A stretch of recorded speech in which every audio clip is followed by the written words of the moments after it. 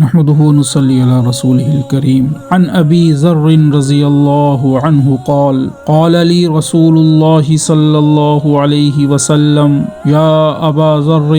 لن تغدو فتعلم آية من كتاب الله خير لك من أن تصلي 100 ركعة ولن تغدو فتعلم بابا من العلم عمل به أو لم يعمل خير من أن تصلي الف رکعت